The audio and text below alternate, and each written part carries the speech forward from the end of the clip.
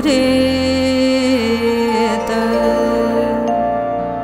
কথার উপর অমৃত। জয় ঠাকুর। তিনি গুরু, যিনি অন্ধকার থেকে আলোয় আসার পথ দেখান। শ্রী রামকৃষ্ণ প্রেমবিহারের পূজ্যপাদ আচার্য স্বামী সম্বুদ্ধানন্দের প্রবচন। গভীর বিষয়গুলি হল অবান্তর। আজ ফাল্গুনের দোল, চারিদিকে দোলের আনন্দ। আমরাও সারাদিন খুব রং মাখামাখি করেছি। সন্ধেবেলা সবাই এসেছি গুরুদেবের কাছে। গুরুদেব আনন্দে প্রফুল্ল আননে আমাদের দেখছেন। নানা রঙের অবশেষ রং গায়ে মুখে লেগে আছে। মহারাজকে দেখে মনে হচ্ছে এতে উনি বেশ আনন্দ পাচ্ছেন। আমরাও একে একে আমাদের সারাদিনের তামাশার গল্প করছি। গুরুদেব কখনো হাসছেন, কখনো হাতে তাল ঠুকে বলছেন বলো কি বলো কি বলে অবাক হচ্ছেন। তা ঘণ্টাখানেক শুধু এইসব আমোদ আহ্লাদের কথা নিয়ে ওই জানাতেই আমরা ব্যস্ত থাকলাম। অবশেষে মহারাজের পায়ে আবির দিয়ে আমরা একে একে তাঁর সামনে শান্ত হয়ে বসলাম।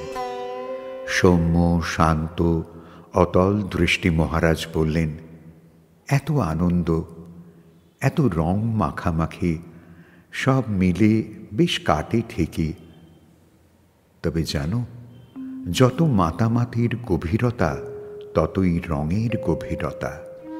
তখন ধুলেও রং আর উঠতেই চায় না। এখানে ওখানে অবান্তর রং লেগে থাকে।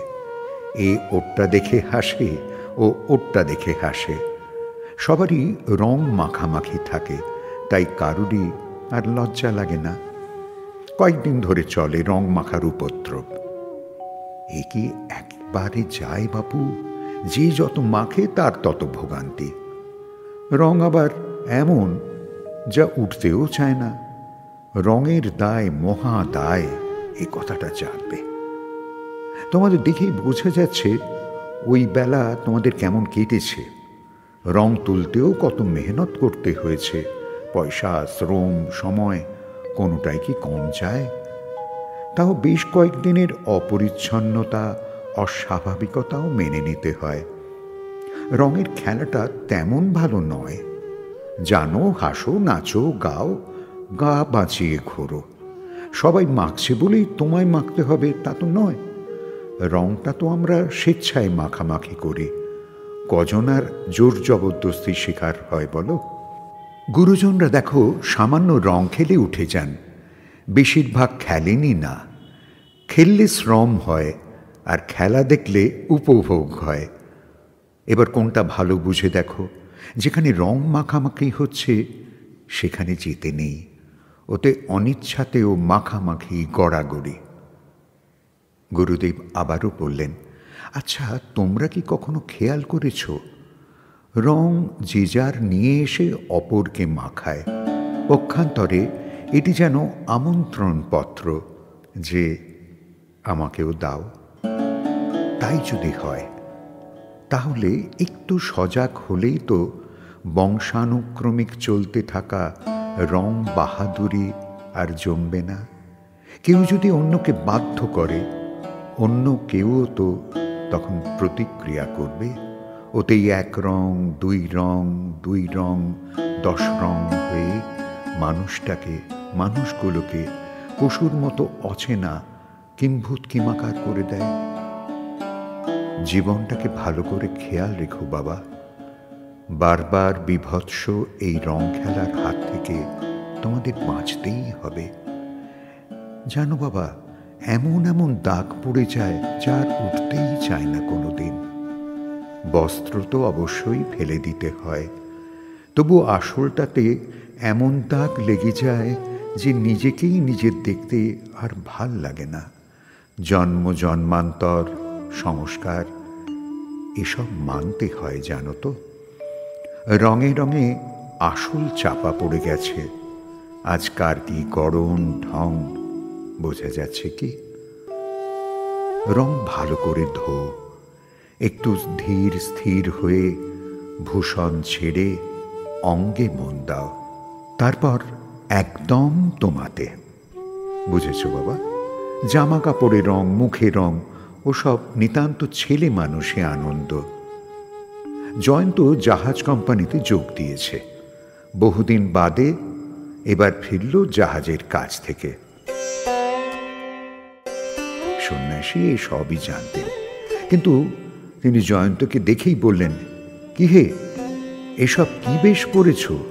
তোমায় কদিন আগে তো পুলিশের উর্দিতে দেখেছিলাম না? জয়ন্ত বলল, মহারাজ, আমি জাহাজে যোগ দিয়েছি, কাজটা হঠাৎই এসে গেল। মহারাজ বললেন, প্রথম দেখলাম দিব্যেন্দুর পুত্র, তারপর স্কুলের ছাত্র, তারপর বর সাজলে, তারপর প্রাথমিক বিদ্যালয়ের শিক্ষক সাজলে, দেখলাম এরপর কয়েকদিন পুলিশ হয়ে ঘুরলে, এখন দেখছি জাহাজের নাবিক হয়ে গেছ। কোনটা তুমি ঠিক ঠিক জয়ন্ত? জয়ন্ত আদ্য পান্ত সম্যক বোধে না আনতে পেরে বলল, আমি তো জয়ন্তই মহারাজ, আপনাদের জয়ন্ত। রুজি রোজগারের ধান্ধায় এমন চেঞ্জ অফ স্টেট। মহারাজ এবার বুঝতে পেরেছেন যে জয়ন্ত অপ্রস্তুত হয়ে গেছে। তিনি বললেন, এ তোমার একার অবস্থা নয় বাছা, আমরা সবাই সুস্থ হতে পারি, স্বস্থ নই। জন্মার্জিত ভাবের অভাবে আর বুদ্ধির নিয়ন্ত্রণে ইচ্ছা শক্তি গমন করে, তখন শাস্ত্র শিক্ষা সবই অপূর্ণতায় পতিত হয়। ইচ্ছা শক্তি যেদিকে যেভাবে চালনা করে, যেন তেন প্রকারেণ বুদ্ধিও ওই প্রকারেই ক্রিয়া করে ফেলে। ছাত্র প্রচুর কসরত করে বুদ্ধিকে কিছু বাড়িয়ে নেয় অবশ্যই, তবে ইচ্ছার অভিমুখ অপরিণত, অসৎ, দুর্বলতা সম্পন্ন হয়ে বুদ্ধির সফলতা প্রাপ্তি হয় না। ইচ্ছার প্রবলা বল ও মায়ার কাছে বুদ্ধি বন্দী হয় এবং ইচ্ছার গতি প্রকৃতিতেই আপনাকে সঁপে দেয়। ইচ্ছা দেহ সুখ অনুসন্ধানে, তাই বাহ্য বিষয়ে বাহ্য ভোগী তার বেশি আকর্ষণ। এই দেহাভিমুখী ইচ্ছার স্বাধীনতাতেই আমরা আজ এত শৃঙ্খলে আবদ্ধ। অর্থ, ধন, মান, যশ, ভয়, কত কি নানান বিষয়ে আকর্ষিত। এসবের পরাধীনতা থেকে মুক্তি চাই। জয়ন্ত বুঝল, আমরা যারা বসেছিলাম তারাও বেশ একটা সিদ্ধান্তে এলাম, কেন আমাদের এই দশা। বেশিরভাগ উপস্থিত ভক্তই বলতে লাগলেন, আহা গুরুদেব, কি শুনলাম, কি শুনলাম। কেউ কেউ আবার এত সহজ ফলিত মনোবিদ্যার চর্চায় বিস্ময়াবিষ্ট হয়ে বললেন, মহারাজ, আসল গভীর বিষয়গুলি চরম অবান্তর হয়ে রয়ে গেল বাহ্যিক বিষয়গুলোর অত্যাচারে। আমাদের নতুন চোখটা আপনি খুলে দিলেন। এইভাবেই সেদিন সভা শেষ হলো।